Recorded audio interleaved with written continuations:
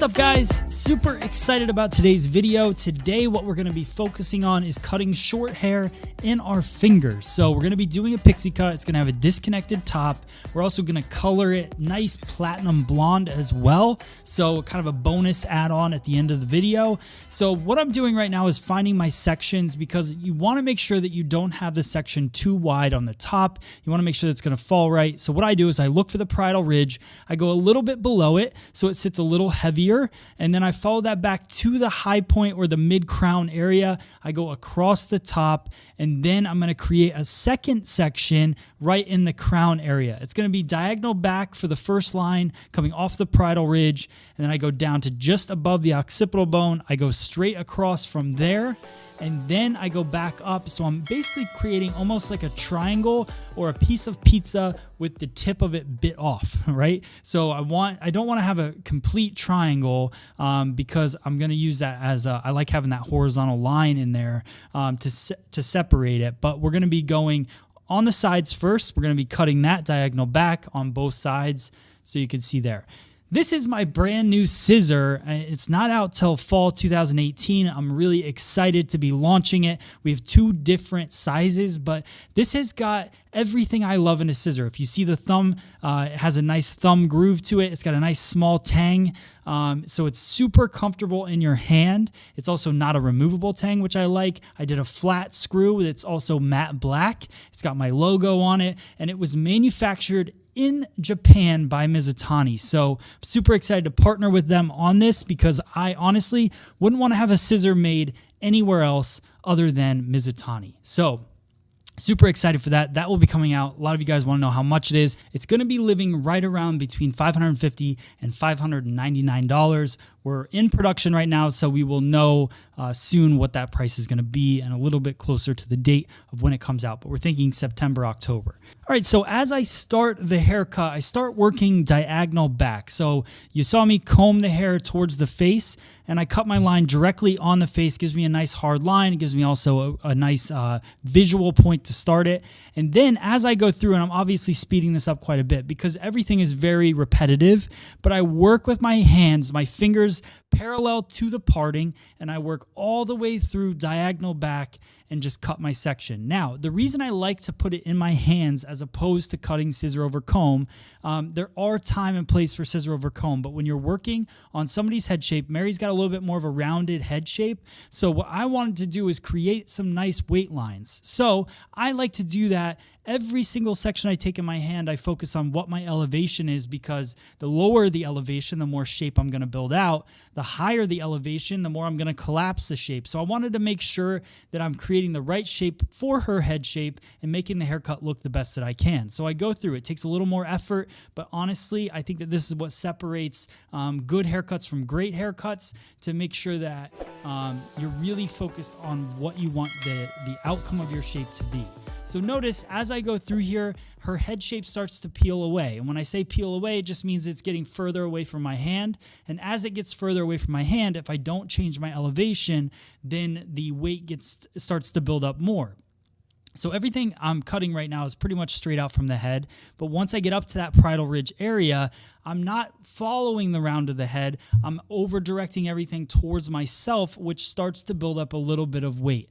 I like having that little bit of weight in there. I think it builds a nice shape to the head, but you want to make sure you don't drop it too low and create too much weight within the haircut. Hope that makes sense for you guys. If it doesn't, for some reason, let me know in the comments below and I'll try to explain it better.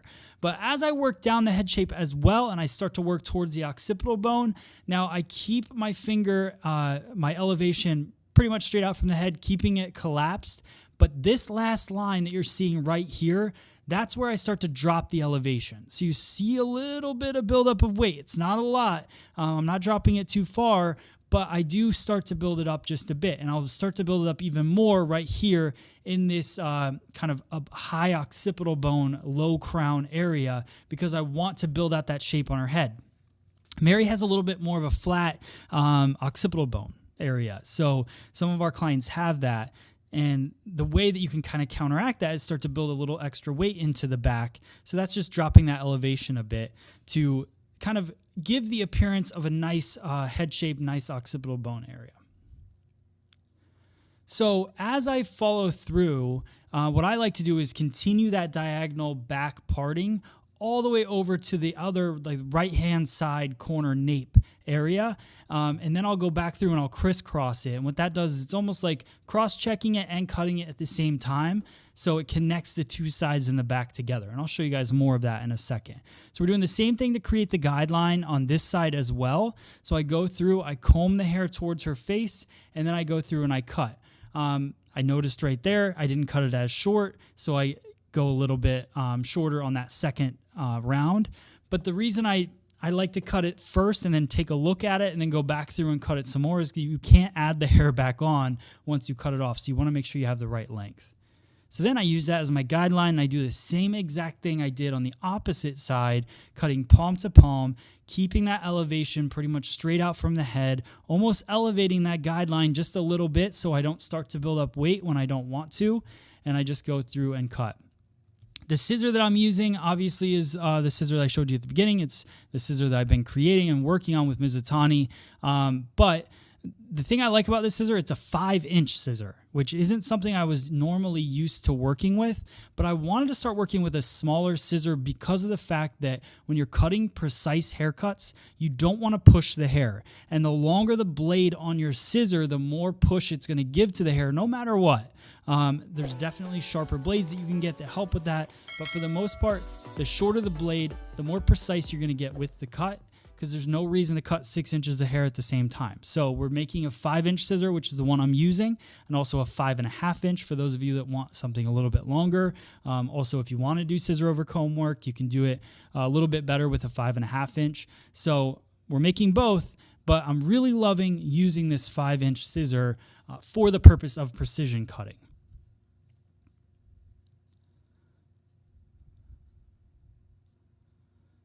Notice I'm not doing a lot of clipping at all, really, in this section. I did prep her hair with a little bit of gel. And the reason I use the gel is because it helps give a little bit of hold to the hair as you go through it. It helps keep it clean.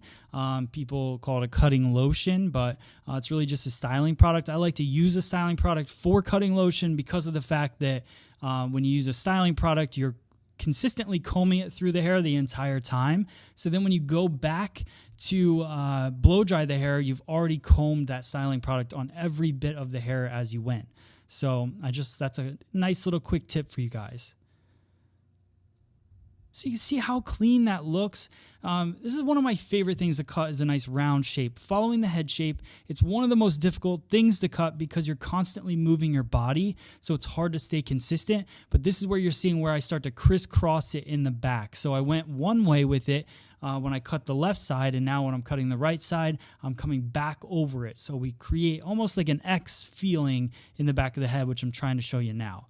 Now we're going to go in, do some scissor over comb just to do cross-checking. So on the left side, I went diagonal back, so I'm going to go diagonal forward and just cross-check it. I've now switched to the 5.5-inch blade, and I just follow it up and just clean up any imperfections in the haircut. It gives it a nice smooth feeling to the haircut. You can see that bottom blade, so I keep one blade nice and steady, and I keep it right on the bone of the comb. So as the hair comes into the comb, it holds it nice for me, and then I just cut it off. I'll go through, do a little detail work around the ear.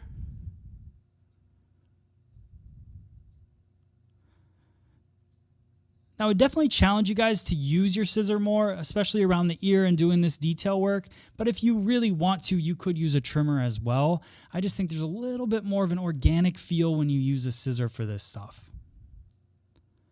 Just cleaning up the neckline. I wanted to keep everything very natural around her hairline as well.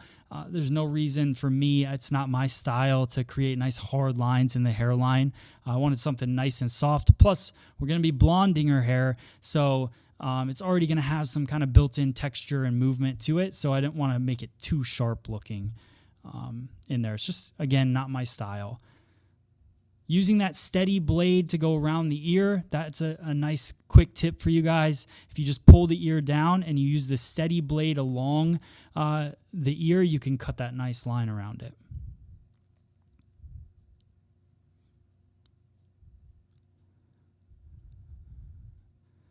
Same thing, just working up the hair. I went diagonal back on the right side, so now I'm going diagonal forward up to cross-check it.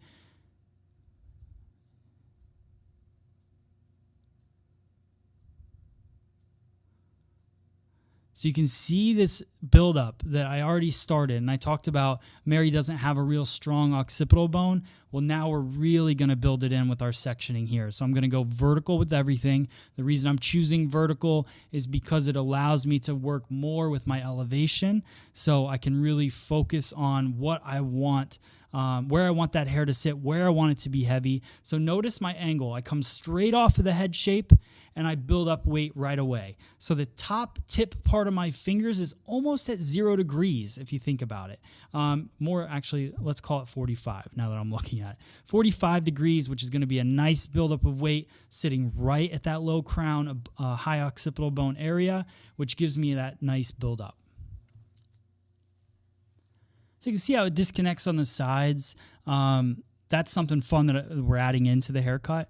Obviously, if you wanted to connect the back, I would cut this more diagonal back.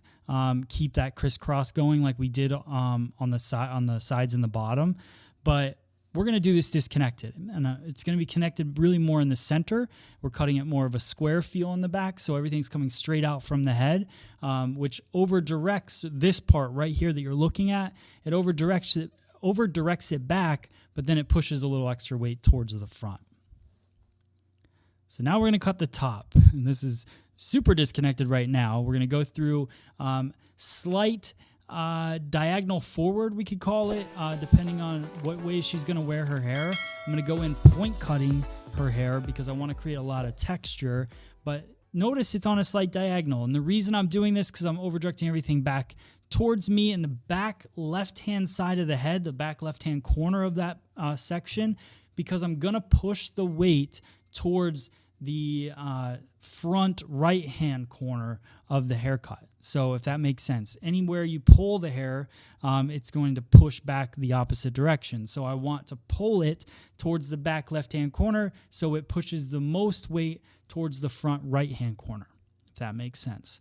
So pulling it back, doing a lot of point cutting in there, and then what I'm going to do is I'm going to blow dry her hair, and then after I finish it, we're going to do even more cutting. So don't be too freaked out about how disconnected it is right now. We're going to do some more techniques to take it a little bit shorter. So I'm using the Paul Mitchell the new Neuro blow dryer. I'm also using the Ergo Diamond Head paddle brush. It's a tiny paddle brush. It's one of my favorite brushes that I've ever used because I love a paddle brush more than anybody, I think, but a tiny paddle brush is even more perfect because I love it when I'm doing short hair like this. Then I go in with the Paul Mitchell Neuro iron and then polish it off again with another pass of the blow dryer. Now, I like to switch up my tools, create different textures, so we're going to go in with the Donald Scott Twist razor to create a more shattered appearance of this top portion of the haircut. So I bring vertical sections down, almost like if you guys think about balayage, taking those little pieces and then going through with my Donald Scott Twist, which is available on freesaloneducation.com. Go on there, go into the hair and carve kind of a triangular feel just to break up that side section. Now we're going to go through and cut the fringe area. So I'm going to carve it right from the very front left-hand corner, and I'm going to over-direct it towards me. And then what that's going to do is, again, push more weight over to the front right-hand corner of her head. So we're creating that texture, creating kind of a side bang, and then pushing that length off to the side. I love the shape of this haircut. Using the twist is so cool because it's almost like drawing with a pencil, just being able to go in there and take the hair that you want off of there. And then I go through and do some more point cutting, create more texture on the top now that I've got the hair blown dry. So you can see this is already a cool haircut. Just imagine when we get done with it and we do the blonde hair color on it as well.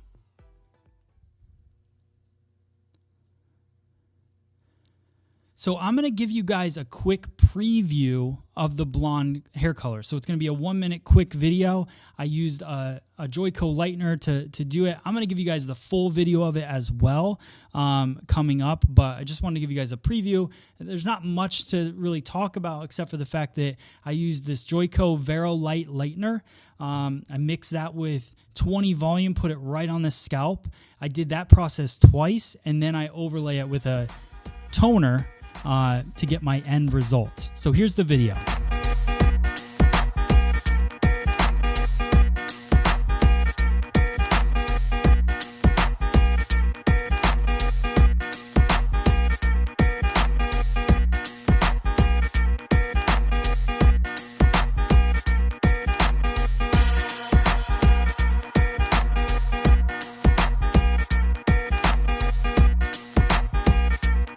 Guys, then I go in with an A9 Light Ash Blonde from Joico. It's their Vero K-Pack color, and I tone it.